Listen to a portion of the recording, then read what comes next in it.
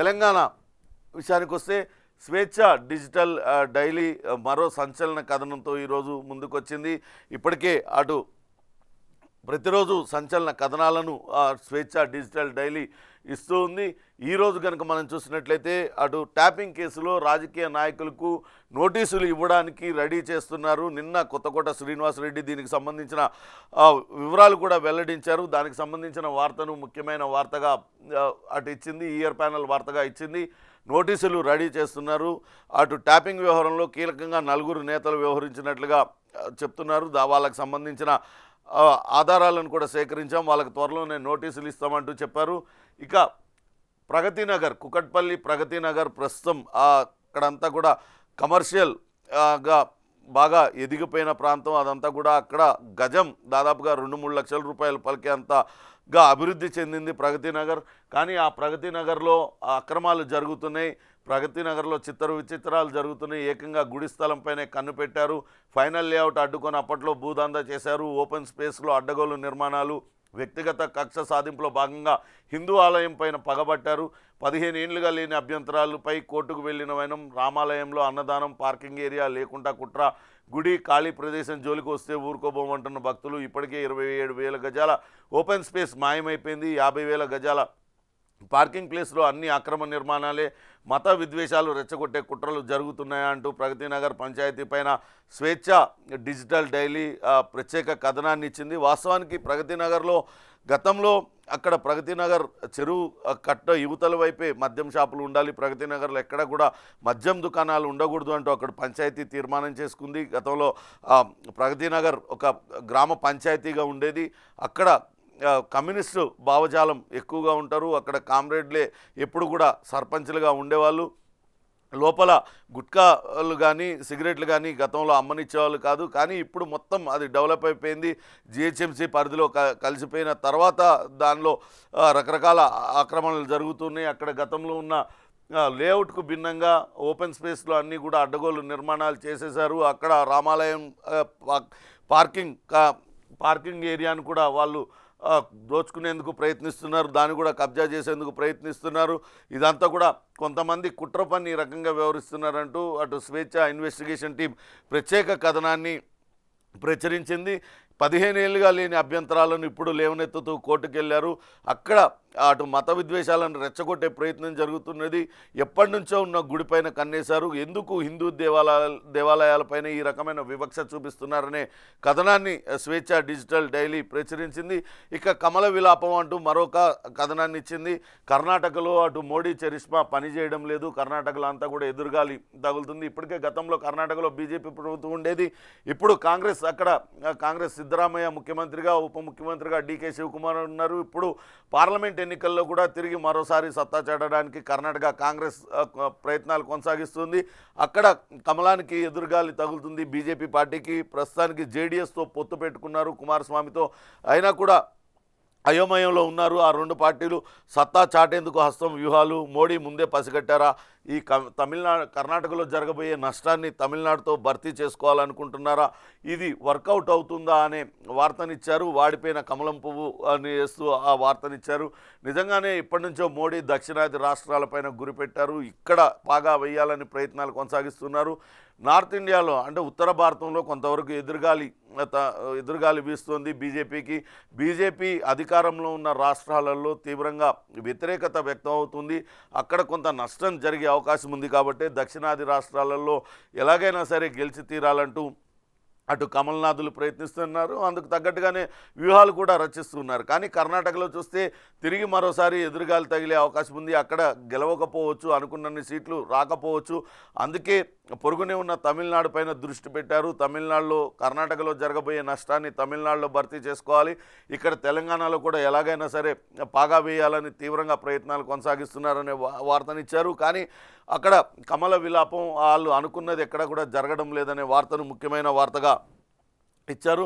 ఇక అతి చేయొద్దు, ఉద్యోగులు జాగ్రత్త అంటూ మరో వార్తను కూడా ఇచ్చారు. ఇప్పటికే రాష్ట్రంలో ఎన్నికల కోడ్ అమల్లో ఉంది. ఎన్నికల కోడ్ అమల్లో ఉన్న సమయంలో అందరూ కూడా ఎలక్షన్ కమిషన్ గమనిస్తూ ఉంటుంది. ఉద్యోగులు ఎవరైనా సరే అధికార పార్టీకి కానీ లేకుంటే ప్రతిపక్ష పార్టీలకు ఎవరికైనా సరే అనుకూలంగా వ్యవహరిస్తే వాళ్ళందరిపైన కూడా చర్యలు తీసుకునే అవకాశం ఉంటుంది. నిన్న మొన్న మనం చూసాం, మెదక్ జిల్లాలో అక్కడ బీఆర్ఎస్ అభ్యర్థి మాజీ కలెక్టర్ వెంకట్రామరెడ్డి అక్కడ కొంతమంది ఉద్యోగులతో సమావేశాన్ని ఏర్పాటు చేశారు. సెర్ప్ ఉద్యోగులతో ఆయన ఒక ఫంక్షన్ హాల్లో సమావేశాన్ని ఏర్పాటు చేశారు.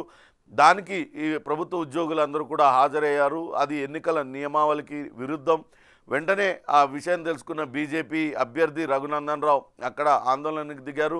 106 మంది ఉద్యోగులపైన సస్పెన్షన్ వేటు వేసింది ఎలక్షన్ కమిషన్. కొంచెం జాగ్రత్తగా ఉండండి ఉద్యోగులంటూ ఈ ఘటన వాళ్ళందరికీ కూడా హెచ్చరికగా చెప్తూ ఉన్నారు. ఇంకా కొంతమంది కొన్ని శాఖల్లో అందరూ కూడా పాత వాళ్ళే ఉన్నారు, కోవర్టులుగా పనిచేస్తున్నారు. అటు ప్రతిపక్ష పార్టీకి అన్ని ఒప్పందిస్తున్నారనే వార్తను కూడా చెప్తూ ఉన్నారు. తప్పని తెలుసు అయినా మారట్లేదు. ఏరికోరు చిక్కుల వైపు వాళ్ళందరూ కూడా వెళ్తున్నారు. ప్రతి ఒక్కరిని కూడా ప్రభుత్వం గమనిస్తూనే ఉందనే వార్తను ముఖ్యమైన వార్తగా అటు స్వేచ్ఛ డిజిటల్ డైలీ ప్రచురించింది. ఇక శభాష్ అంటూ మరో వార్తనిచ్చారు. జనగామ వ్యవసాయ మార్కెట్ కమిటీలో జరిగిన ఒక సంఘటన పైన ముఖ్యమంత్రి రేవంత్ రెడ్డి స్పందించారు. దళారులు, అధికారులు, వ్యాపారులు కుమ్మక్కై ధర తగ్గిస్తే ఊరుకోబోమంటూ వాళ్ళని హెచ్చరించారు. రైతుల పట్ల నిబద్ధత కలిగిన ప్రభుత్వం అంటూ వెంటనే జరిగిన ఘటనపైన స్పందించడంతో అక్కడ అందరూ కూడా మెచ్చుకుంటూ ఉన్నారు. వెంటనే అధికారులకు, వ్యాపారులకు గట్టి వార్నింగ్ రేవంత్ రెడ్డి ఇచ్చారు. ఎట్టి పరిస్థితుల్లో మద్దతు ధరకు కొనాల్సిందే, దానికన్నా వ్యాపారులు ఏమన్నా కుమ్మక్కై ధర తగ్గిస్తే మాత్రం ఊరుకోమంటూ చెప్పారు. రైతులను నష్టపరిస్తే వదిలిపెట్టమంటూ వార్నింగ్ ఇచ్చారు. కలెక్టర్ నిర్ణయం పైన హర్షం వ్యక్తం చేస్తున్నారు. ధాన్యం కొనుగోలు విషయంలో గతంలో ఎప్పుడు ఏదో ఒక కిరికిరి ఉండేది. అయితే కేంద్రం కొనకపోవడం, లేదంటే దళారులు చేతివాటం ప్రదర్శించడం తరచూ కనిపిస్తూ ఉండేవి. 10 ఏళ్ల పాటు బీఆర్ఎస్ బీజేపీ రాజకీయంతో రైతన్నలు నష్టపోయారు. కానీ తాజాగా జనగామ వ్యవసాయ మార్కెట్ కమిటీలో చోటు చేసుకున్న పరిణామాలు ప్రస్తుత మారిన పరిస్థితులకు అర్థం పడుతున్నాయి. తాలు సాగుతో రైతుల్ని మోసం చేయడానికి ప్రయత్నించిన వ్యాపారులు, అధికారులపైన యాక్షన్ తీసుకున్నారు కలెక్టర్. దాంతో వాళ్ళందరూ కూడా శభాష్ అంటున్నారంటూ వార్తనిచ్చారు. ఇక మరో ముఖ్యమైన వార్త, మానుకోట బాద్షా ఎవరు అంటూ వార్తనిచ్చారు.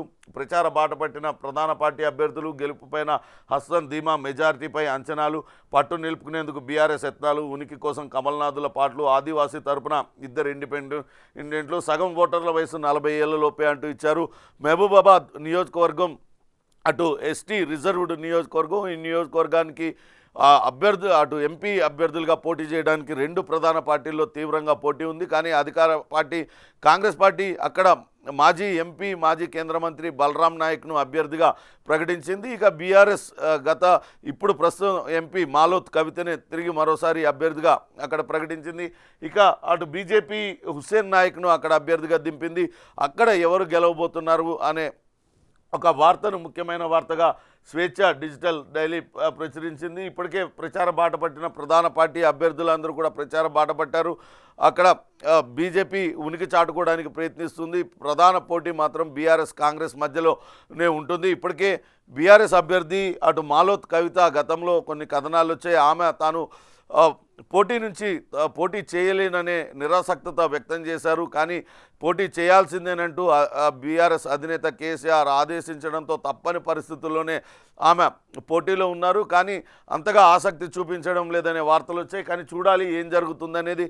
ప్రధాన పోటీ మాత్రం అక్కడ మహబూబాబాద్ ఎస్టీ పార్లమెంట్ నియోజకవర్గంలో బీఆర్ఎస్ కాంగ్రెస్ మధ్య ఉంటుందంటూ చెప్తున్నారు. ఇప్పటికే కాంగ్రెస్ పార్టీ ప్రచారంతో హోరెత్తిస్తుంది. గతంలో అక్కడ కేంద్ర మంత్రిగా పనిచేసిన పోరిక బలరాం నాయక్ ఆయన కాంగ్రెస్ అభ్యర్థిగా ఉన్నారు. అక్కడ బలమైన నేత. అక్కడ ఎక్కువగా ఎస్టీ సామాజిక వర్గానికి చెందిన ఓట్లు ఉంటాయి. ఇప్పుడు కొత్తగా 40% 40 ఏళ్ల లోపు ఉన్న ఓటర్లు చాలామంది ఉన్నారంటూ వేశారు. సగం ఓటర్లు ఆ నియోజకవర్గంలో సగం ఓటర్లు 40 ఏళ్ల లోపు వాళ్ళే. వాళ్ళందరూ కూడా ఏ పార్టీ వైపు మొగ్గు చూపుతారనే వార్తను ముఖ్యమైన వార్తగా స్వేచ్ఛ డిజిటల్ డైలీ ప్రచురించింది. కవితకు మరో షాక్ తగిలింది అంటూ కూడా మరో వార్తనిచ్చారు. నిన్న కవితను సిబిఐ లిక్కర్ స్కామ్లో సిబిఐ అరెస్ట్ చేస్తున్నట్లుగా ప్రకటించింది. దానికి సంబంధించిన అరెస్ట్ మెమోను కోర్టులో సమర్పించింది. ఈరోజు కవితను కోర్టుకు తీసుకొచ్చి కోర్టులో హాజరుపరిచిన తర్వాత సిబిఐ అధికారులు కస్టడీ కోరే అవకాశం అయితే ఉంది. ఇప్పటికే ఈడీ గత మార్చి 15వ తారీఖున కవితను హైదరాబాద్లో అరెస్ట్ చేసింది. తర్వాత ఆమెను కోర్టులో ప్రవేశపెట్టిన తర్వాత కస్టడీకి తీసుకొని విచారించింది. ఇప్పుడు తాజాగా సిబిఐ ఆమెను అరెస్ట్ చేస్తున్నట్లుగా అరెస్ట్ మెమో దాఖలు చేశారు. ఈరోజు రౌస్ అవెన్యూ కోర్టులో మరోసారి కవితను హాజరుపరిచిన తర్వాత కస్టడీ పిటిషన్ వేయడానికి సిబిఐ రంగం సిద్ధం చేసుకుంటుంది. సిబిఐ కస్టడీలో తీసుకొని పూర్తి స్థాయిలో విచారించిన తర్వాత ఏం జరుగుతుంది అనేది వేచి చూడాలి. ఇప్పటికే కవిత తనను అటు సిబిఐ విచారణ మొన్న జైల్లో చేసింది. ఆ విచారణను సవాల్ చేస్తూ కోర్టులో ఒక పిటిషన్ దాఖలు చేసింది. దానిపైన విచారణ ఈ నెల 26కు వాయిదా వేసింది. ఈలోపే సిబిఐ అరెస్ట్ చేయడం ఇదంతా కూడా కవితకు మరో షాక్గానే చెప్పాలి. అటు బీఆర్ఎస్ నేతలకు కూడా షాక్గానే ఇది చెప్పాలి. ఇప్పటికే కవిత 15 రోజులకు పైగా, దాదాపుగా 20 రోజులకు పైగా జైల్లో ఉన్నారు. ఆమెకు బెయిల్ ఇప్పుడప్పట్లో వచ్చే ఛాన్స్ లేదు అని న్యాయ నిపుణులు చెప్తూ ఉన్నారు. బీఆర్ఎస్ శ్రేణులు ఏ రకంగా చేస్తే బీఆర్ఎస్ నేతలు ఎలా కవితను రక్షిస్తారు చూడాలి. రేపు శనివారం రోజు అటు కేటీఆర్ ఆమెను రౌస్ అవెన్యూ కోర్టులో లేకుంటే జైల్లో ఆమెను కలవడానికి కూడా ఏర్పాట్లు చేసుకుంటున్నారన్న వార్తలు వస్తున్నాయి. తాజాగా ఇప్పుడు ఈ కేసులో బెయిల్ పిటిషన్ దాఖలు చేసుకోవడానికి కవిత తరపు న్యాయవాదులు కూడా బెయిల్ పిటిషన్ ఈరోజు దాఖలు చేయనున్నారనే సమాచారం అందుతుంది. చూడాలి, మరి కాసేపట్లోనే రౌస్ అవెన్యూ కోర్టులో కవితను ప్రవేశపెడతారు. ఇది స్వేచ్ఛ డిజిటల్ డైలీలో వచ్చిన కథనాలు. ఇక మరో ముఖ్యమైన పత్రిక ఈనాడు కనుక చూసినట్లయితే కవితను అరెస్ట్ చేసిన సిబిఐ అనే వార్తను ముఖ్యమైన వార్తగా వేశారు. అరెస్టును సవాల్ చేస్తూ పిటిషన్ దాఖలు చేశారనే వార్తను కూడా ఈనాడు పత్రిక ప్రచురించింది. నిజంగానే ఇది బీఆర్ఎస్ శ్రేణులకు కవితకు షాక్గానే చెప్పాలి. ఇప్పటికే ఈడీ అరెస్టు అక్రమం, దానిపైన విచారణ జరపాలంటూ ఆమె పిటిషన్ దాఖలు చేసుకున్నారు. దానిపైన విచారణ వాయిదా పడింది. ఇప్పుడు సిబిఐ విచారణ చేయకుండా నిలువరించాలంటూ ఆమె పిటిషన్ దాఖలు చేశారు. అది వాయిదా పడింది. తాజాగా సిబిఐ అరెస్ట్ మెమో చేసింది. తర్వాత సిబిఐ కస్టడీ పిటిషన్ కూడా దాఖలు చేయబోతుంది. ఇవంతా కూడా కొంత తలనొప్పులు తెచ్చే అంశాలుగానే కవిత అండ్ కోకి ఇది ఒక షాక్గానే మనం భావించాల్సి ఉంటుంది. ఇక గండం గట్టెక్కేది ఎలా అంటూ మరో వార్తనిచ్చారు. అటు తెలంగాణ రాష్ట్ర వ్యాప్తంగా కొంతవరకు జలాశయాలన్నీ కూడా అడుగంటిపోయాయి. నీటి నిల్వలు లేకపోవడంతో ఎక్కడికక్కడ ఇబ్బందులు పడుతూ ఉన్నారు ప్రజలు. తాగునీటి ఇబ్బందులపై సర్కార్ అప్రమత్తం. ఎల్లంపల్లి నుంచి నీళ్లు తోడేందుకు అత్యవసర ఏర్పాట్లు చేశారు. గోదావరిలో రోడ్డు నిర్మాణం, పంపులు సిద్ధం చేస్తున్నారు. సాగర్ నుంచి ఎత్తిపోతకు ఇదే తరహా కార్యాచరణ చేయబోతున్నారంటూ ఇచ్చారు. పంపులు అమర్చి నీటిని ఎత్తివేసేందుకు వీలుగా పెద్దపల్లి జిల్లాలో ఎల్లంపల్లి ప్రాజెక్ట్ వద్ద గోదావరి నదిలో నిర్మిస్తున్న తాత్కాలిక రోడ్డు చిత్రాన్ని కూడా వేశారు. ఇప్పటికే నీటి ఎద్దడిపైన అటు రేవంత్ రెడ్డి సమీక్షా సమావేశాన్ని నిర్వహించారు. 10 మంది ఐఏఎస్ అధికారులని నోడల్ అధికారులుగా నియమించారు. ఎలాగైనా సరే ఇబ్బందులు లేకుండా చూడాలంటూ ఆయన ఆదేశాలు జారీ చేశారు. ఈ గండం గట్టెక్కేది ఎలా అంటూ ఒక వార్తనిచ్చారు. ఖచ్చితంగా రాబోయే రోజుల్లో కొంత ఇబ్బందికర పరిస్థితులు అయితే ఉంటాయి, కానీ వాటిని ఎదుర్కోవడానికి పూర్తి స్థాయిలో సిద్ధంగా ఉన్నారు. అధికారులందరూ కూడా దానిపైన పనిచేస్తున్నారనే వార్తను ముఖ్యమైన వార్తగా ఈనాడు పత్రిక ప్రచురించింది. ఇబ్బంది పడే అవకాశం ఉంది. 2016 నాటి అనుభవంతో అప్పుడు రాష్ట్రంలో తీవ్ర నీటి ఎద్దడి ఏర్పడింది. అప్పుడు ఎల్లంపల్లి ప్రాజెక్టు వద్ద గోదావరిలో ప్రత్యేక విద్యుత్ లైన్లు, రోడ్లు నిర్మించి నీటిని ఎత్తిపోశారు. ఈ ప్రస్తుతం ఎల్లంపల్లి ఇంటేక్ వెల్ వద్ద 140 మీటర్ల మట్టం వద్ద నీళ్లు ఉన్నాయి. 138 మీటర్లకు చేరితే అక్కడి నుంచి నీళ్లను తీసుకోవడం సాధ్యం కాదు. హైదరాబాద్కు 330 క్యూసెక్లు నీళ్లు కావాలంటూ వార్తను అటిచ్చింది. నీటి ఎద్దడి రాబోతుంది. దాన్ని గండం నుంచి గట్టెక్కేది ఎలా అనేది ప్రయత్నాలను ఆలోచన ప్రభుత్వం చేస్తుందంటూ వార్తనిచ్చారు. ఇక నిన్న రంజాన్ సందర్భంగా ముఖ్యమంత్రి రేవంత్ రెడ్డి అటు ప్రభుత్వ సలహాదారు షబ్బీర్ అలీ నివాసానికి వెళ్ళారు. ఆయనకు శుభాకాంక్షలు తెలియజేశారనే వార్తను ముఖ్యమైన వార్తగా ఇచ్చారు. రంజాన్ వేడుకల్లో సీఎం రేవంత్ రెడ్డి పాల్గొన్నారు. సీఎం రేవంత్ రెడ్డితో పాటు ఇటీవలే పార్టీలో చేరి సికింద్రాబాద్ నుంచి కాంగ్రెస్ అభ్యర్థిగా పోటీ చేస్తున్న దానం నాగేందర్తో పాటు ఖైరతాబాద్ డీసీసీ అధ్యక్షుడు రోహిన్ రెడ్డి తదితరులందరూ ఉన్నారు. కుటుంబ సమేతంగా రేవంత్ రెడ్డికి స్వాగతం పలికారు. ఆయన కుటుంబ సభ్యులందరికీ రంజాన్ శుభాకాంక్షలు రేవంత్ రెడ్డి తెలియజేశారు. అటు షబ్బీర్ అలీ నివాసంలో కొద్దిసేపు గడిపిన రేవంత్ రెడ్డి ఆయన వాళ్ళందరికీ శుభాకాంక్షలు, ముస్లిం సోదరులందరికీ కూడా రంజాన్ పవిత్ర పండుగ శుభాకాంక్షలు తెలియజేశారు అనే వార్తను ముఖ్యమైన వార్తగా ఈనాడు పత్రిక ప్రచురించింది. ఇక ఆంధ్రజ్యోతి కనుక చెప్పినట్లయితే సీఎం చెప్పినా పెంచేదేలే, ధాన్యం కొనుగోలులో ట్రేడర్లు మిల్లర్లు దందా చేస్తున్నారనే వార్తనిచ్చారు. కనీస మద్దతు ధర కన్నా తక్కువకే కొనుగోలు చేస్తున్నారు. నాణ్యతా ప్రమాణాల పేరుతో అడ్డగోలు కోత క్వింటాకు 500 నుంచి 600 దాకా కట్ చేస్తున్నారు. సన్న రకాలైతే 700, 800 దాకా కోత విధిస్తున్నారు. పండగలు సెలవుల ధ్యాసలోనే అధికారులు ఉన్నారు. కొనుగోలు కేంద్రాల్లో పెరగని సేకరణ, మిల్లర్లు, ట్రేడర్లు, మార్కెట్ సిబ్బంది కుమ్మక్కయ్యారు. జనగామ మార్కెట్లో అవే ధరలకు కొనుగోలు. బంగారం కంటే బుధవారం కంటే క్వింటాకు 30 అదనం, గత్యంతరం లేక అమ్ముకుంటున్న అన్నదాతలు అంటూ ఇచ్చారు. మిల్లర్లు, అటు ట్రేడర్లు, మార్కెట్ సిబ్బంది అందరూ కూడా కుమ్మక్కై రైతుల్ని మోసం చేస్తున్నారు. సీఎం ఆదేశాలను కూడా బేఖాతరు చేస్తున్నారు. సీఎం చెప్పినా పెంచడం లేదనే వార్తనిచ్చారు. నిన్న జనగాంలో కలెక్టర్ చర్యలు తీసుకోవడంలో కొంతవరకు వాళ్ళు దారికొచ్చారు. రాష్ట్ర వ్యాప్తంగా ఉన్న అందరిపైన కఠిన చర్యలు తీసుకుంటే కనుక వస్తే ఇప్పటికే క్వింటాకు 500 నుంచి 600 దాకా కట్ చేస్తున్నారు. తాళ్ళు వస్తున్నాయనే నెపంతో ఇవంతా కూడా చేస్తున్నారనే ఆరోపణలు రైతన్నలు చేస్తున్నారు. ఖచ్చితంగా వాళ్ళందరిపైన నిఘా పెట్టాలి. మిల్లర్లు, మార్కెట్ సిబ్బంది, ట్రేడర్లు కుమ్మక్కై రైతుల్ని మోసం చేస్తే ఎట్టి పరిస్థితుల్లో ఊరుకోబోమంటూ ఇప్పటికే సీఎం రేవంత్ రెడ్డి హెచ్చరించిన నేపథ్యంలో అధికారులందరూ కూడా అప్రమత్తమయ్యారు. మార్కెట్లో ధాన్యం సేకరణ, ధాన్యం కొనుగోలుకు సంబంధించి ఇకపై మోసాలకు పాల్పడితే కఠిన చర్యలు తీసుకునే అవకాశం అయితే ఉంది. ఇక త్వరలోనే నేతలకు నోటీసులు ఇవ్వడానికి రంగం సిద్ధం చేస్తున్నట్లుగా నిన్న సిపి శ్రీనివాసరెడ్డి వెల్లడించారు. ట్యాపింగ్ కేసులో రాధాకిషన్రావు వాంగ్మూలం ఆధారంగా దర్యాప్తు వేగవంతం చేశాం. మొదట ఎవరికి నోటీసులు ఇవ్వాలనే దానిపైన కసరత్తు చేస్తున్నారు. ఇప్పటికే ఈ కేసు వాదించడానికి శివారెడ్డి అనే న్యాయవాదిని ప్రత్యేక పబ్లిక్ ప్రాసిక్యూటర్గా నియమించింది. రాజకీయ నాయకులకు నోటీసులపైన త్వరలోనే వెల్లడిస్తామంటూ అటు సిపి శ్రీనివాసరెడ్డి నిన్న చేసిన వ్యాఖ్యలు ముఖ్యమైన వార్తగా ఇచ్చారు. ఇక సిబిఐ కవితను అరెస్ట్ చేసిందనే వార్తను కూడా ఆంధ్రజ్యోతి పత్రిక ముఖ్యమైన వార్తగా ప్రచురించింది. ఇక నిన్న అటు పవిత్ర రంజాన్ సందర్భంగా అటు 7 టూమ్స్ వద్ద ముస్లిం సోదరులు ప్రార్థనలు చేస్తున్నారు అనే చిత్రాన్ని ప్రచురించింది. నిన్న మసీదులన్నీ కూడా కిటకిటలాడాయి. అక్కడ పాత బస్తీ, మక్కా మసీద్ కావచ్చు, మీరాలం ఈద్గా, అన్ని ప్రముఖ ఈద్గాలలో పెద్ద ఎత్తున ముస్లింలందరూ కూడా ప్రత్యేక ప్రార్థనలో పాల్గొన్నారు. రంజాన్ శుభాకాంక్షలు పరస్పరం తెలియజేసుకున్నారు. ఇక రేవంత్ రెడ్డికి ఆయన షబ్బీర్ అలీ నివాసానికి రేవంత్ రెడ్డి వెళ్ళారు. షబ్బీర్ అలీ కుటుంబ సభ్యులతో సహా ఆయన ఎదురొచ్చి రేవంత్ రెడ్డికి స్వాగతం చెప్పారు. రేవంత్ రెడ్డి షబ్బీర్ అలీ కుటుంబ సభ్యులకు అందరికీ కూడా శుభాకాంక్షలు తెలియజేశారనే వార్తను ముఖ్యమైన వార్తగా ఆంధ్రజ్యోతి ప్రచురించింది. ఇక సాక్షి కనుక చూసినట్లయితే యాసంగి దిగులుబడి అంటూ ఇచ్చారు. ఇప్పటికే పంటలన్నీ కూడా ఎండిపోతున్నాయి అంటూ ఒక చిత్రాన్ని ప్రచురించారు. ఇప్పటికే దీనిపైన అటు తగ్గనున్న ధాన్యం దిగుబడి ఈసారి 1.06 టన్నుల్లోపే వచ్చే అవకాశం వ్యవసాయ శాఖ రెండో ముందస్తు అంచనాల నివేదికలో వెల్లడైంది. ఇది వేలేరు, హన్మకొండ జిల్లా వేలేరు మండలంలో పీచరకు చెందిన రైతు కొయ్యడ బొందయ్య 2.5 ఎకరాలలో అటు పంటను వేశారు. కానీ అటు 20 రోజులు నీళ్లు లేక పంట అంతా ఎండిపోయింది. ఎండిపోయిన పంటను మరేం చేసేది లేక పశువులకు వదిలేశారనే వార్తను ఇచ్చారు. అక్కడక్కడ కొంతవరకు రైతులు ఇబ్బంది పడుతున్న మాట వాస్తవం. వెంటనే వాటిని చక్కదిద్దడానికి అధికార యంత్రాంగం ప్రయత్నిస్తూ ఉంది. ఇప్పటికే చాలా చోట బోర్ల ద్వారా నీళ్లను సరఫరా చేస్తున్నారు, ట్యాంకర్ల ద్వారా తెచ్చి పంటలకు పోస్తున్నారనే వార్తలు కూడా చూస్తున్నాం. త్వరగా ఈ నీటి ఎద్దడి నుంచి అటు రైతుల్ని కాపాడాలి.